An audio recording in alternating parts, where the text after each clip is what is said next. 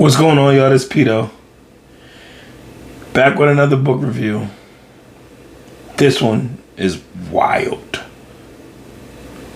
Marilyn Manson, Long Road Out of Hell. Crazy.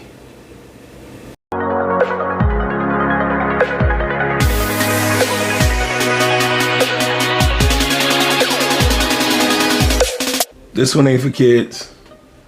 This one's a little X-rated, a little wild, a little much. Yeah, it's crazy. All right, so in the beginning of the book, he talked about his grandfather's basement and how he ran into so many crazy things in his grandfather's basement, like extremely bestiality, like wild pornographic material, and how they used to catch their granddad doing stuff down there, and how his granddad got locked up at a truck stop one day, and when they took the clothes off they had on him, he had women's lingerie under the clothes that he had.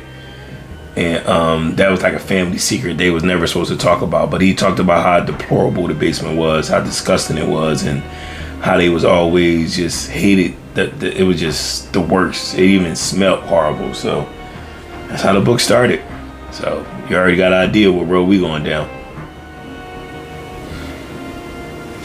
He also talked about his neighbor, how his neighbor tried to essay him, and that was like a little bit traumatic for him, and he believed that that neighbor did something to his dog, and his dog ended up passing.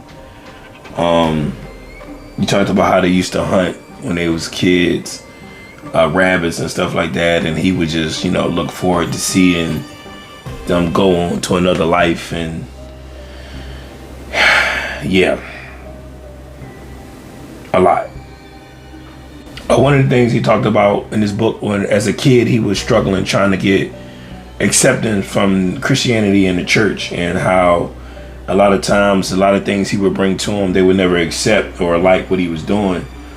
And just, you know, Christians in general, a lot of religions in general, just need to do a better job, you know, accepting and loving. And we as a people, forget religion, need to just do a better job loving and, you know, identifying and accepting people's differences and loving them to do and to be a better or a more righteous or whatever you want to look at individual, instead of pushing them away or kind of rejecting them from whatever we quote unquote supposed to be doing in this life. Because your idea ain't no righter than mine, my idea ain't no better than yours. So just accepting and unifying and coming together, in my opinion, is a better way of going about things, instead of rebuking and, you know, dismissing. You feel me?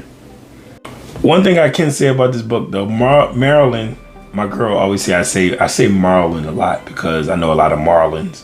So if I say Marlon instead of Marilyn, please forgive me. My girl been cussing me out all day. Marilyn, not Marlon, Marilyn. Every time I say Marlon, Marilyn. Bro, Marilyn Manson, if you ever do read this book review, just know my girl had your back strongly because I kept saying your name wrong. But no disrespect. I apologize. But he talked about playing Dungeons and Dragons, how that's every hour you play Dungeons and Dragons is 7 hours, push you 7 hours away from you losing your virginity. I thought that was hilarious. And he was saying like his first inspiration to music was Kiss. And that's how he started on his whole rock and roll, you know, journey or whatever. I thought that was funny and dope. Now this part was kind of weird.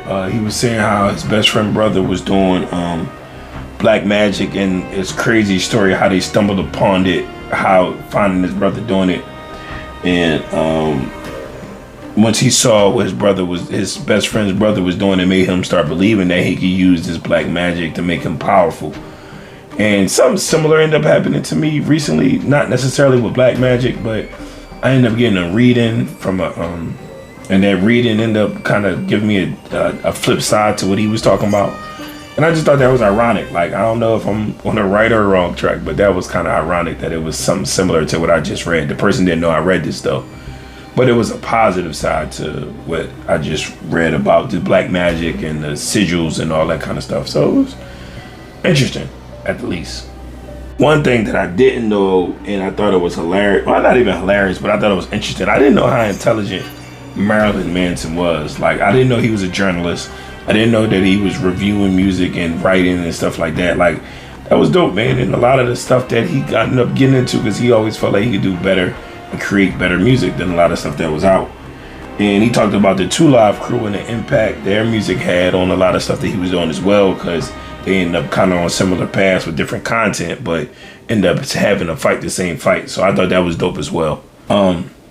He talked about the creation of his name, and he wanted a light in the darkness, so he ended up taking Marilyn Monroe, so Marilyn, and he took Charles Manson. So Marilyn Monroe and Charles Manson took that and created Marilyn Manson, which I didn't know that. I don't know if you guys knew that. That might be common knowledge, but I'm not very knowledgeable about Marilyn Manson. You know what I mean? One thing he talked about was once he, started, because he was doing a lot of drugs, a lot of touring, a lot of wild, crazy stuff that I will not get into in this, but he literally was doing all types of crazy stuff. But he realized once he started getting off of the drugs and started taking more accountability, he did realize that a lot of the times the pursuit of the drugs is more exciting than actually being on them, as well as the events that he did when he was out, that was more, exciting than actually doing the drugs. So, and he's done literally all kinds of drugs. So being here now saying that he did get sober at some point was good to hear. Listening to this book and hearing some of the wild, crazy, like deplorable, evil, like disgusting things that was happening in this book, and you be thinking like, bro, that's wild, that's crazy. But then you don't even realize how close some of the things that he speak about is to your home. You sit here and, like, personally, me judging and thinking, but I've recently told a friend of mine about that he was doing scarification on stage. He would cut his chest and like bleed all over the crowd. And the person literally confessed to me in that moment that they used to do the same thing. Black person. And it just threw me off, and they literally they showed me the scars, and it blew my mind. Like, I didn't even know what to say. Like, that's crazy, man. You be thinking that you so far removed from it, but it would literally be sitting next to you and you don't even know it. And the person confessed to me. That was the first time they ever really vocalized that to somebody. And of course, I'm not gonna tell who the person was, but it definitely was a significant blow to my mind. Like, wow, you just never know what people really dealing with or going through. So, man, make sure y'all check on y'all folks. Make sure y'all check on y'all peoples, man, because people be going through stuff that we literally have no idea about. You know what I mean? Check on y'all peoples. All right, he talked about another thing in his book that I thought was, it's not funny, but it's funny to me, but he was working with this girl in a band, and the girl was like obsessed with him, trying to get him to go out and date him and, have sex with him and all that kind of stuff. So he ended up dating a couple of times, but he was trying to get rid of her, so he tried to get her fired. But the girl started going crazy, started trying to ruin shows, cancel shows, mess up money, start crazy, wild rumors about him, just all kinds of stuff. So she was driving him so crazy that he made up in his mind that he was going to kill her and get her up out of here. So what he did was, him and his friend was trying to go to her house to, check her up out of here. And it was this dude out there hustling, like, yo, y'all look like some buyers, bro. Like, yo, I got some crack, y'all want to get it or whatever. And they like, nah, man, get out of here. So the dude that was trying to sell it to him kept following the whole time and would not let him go into where the girl lived. So that ended up preventing him from ending up catching the body. But I thought that was hilarious. Like, they was following him left and right. That's wild. I just thought it was funny.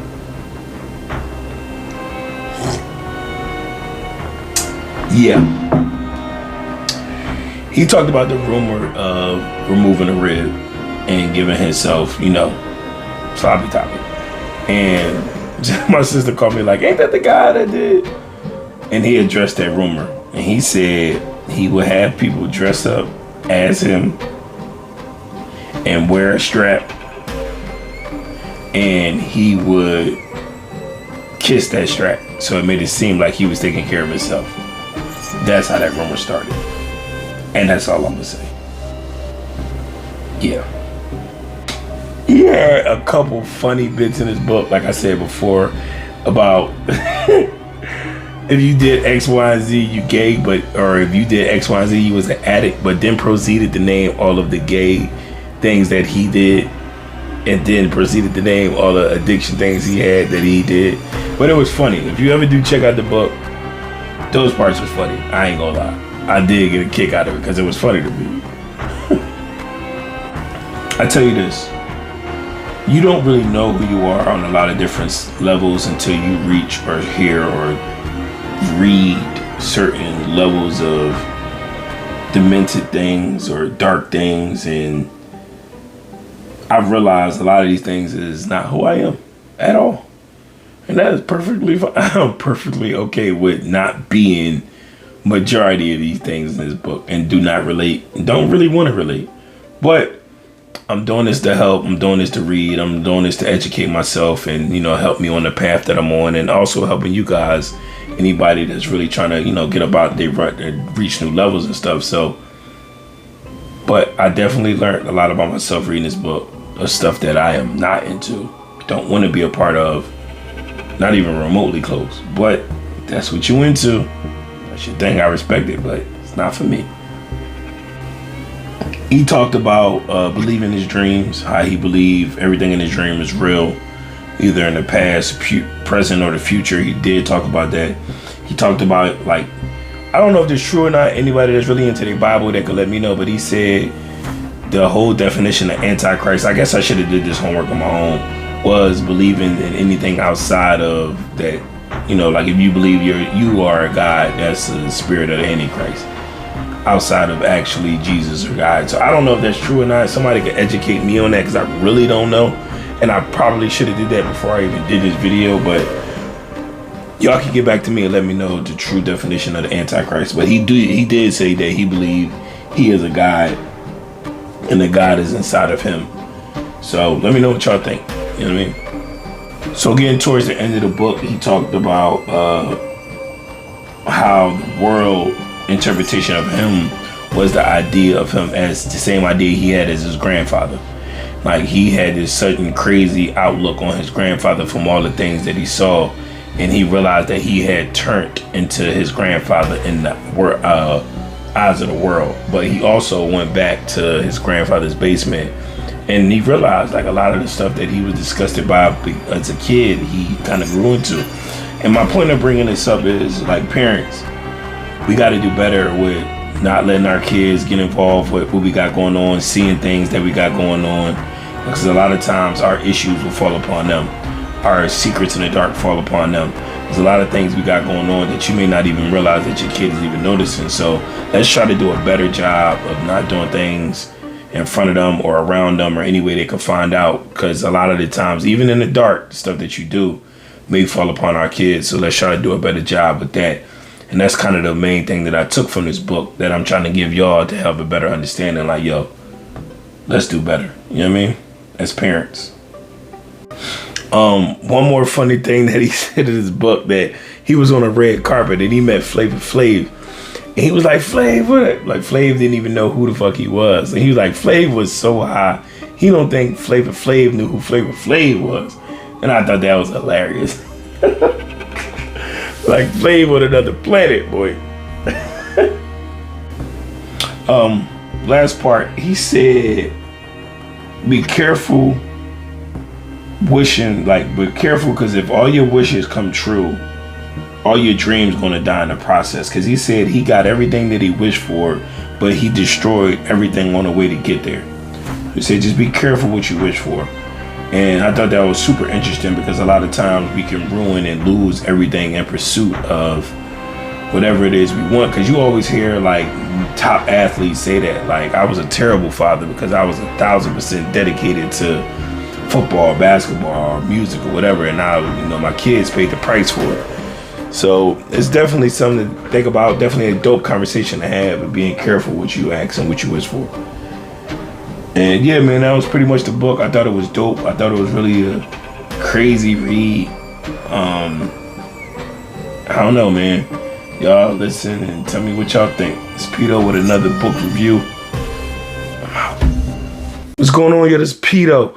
If you into books, you into reading, you into learning, hearing things that you never heard, stories that you never heard, and learning to work on your mental health, to develop it, becoming a better person, a better man, a better son, a better father, follow me, subscribe, help me get my subscribers up. I'm trying to get to 1,000 subscribers. Right now I'm at like 2. But nah, in all seriousness, if you're really into the things that I'm into, follow me. I'm gonna be dropping dope content all the time. It's Pito. Check me out. Follow me. Engage with me. Let me know y'all want to read some books, which y'all want to talk about. I'm here. It's Pito. Let's get it.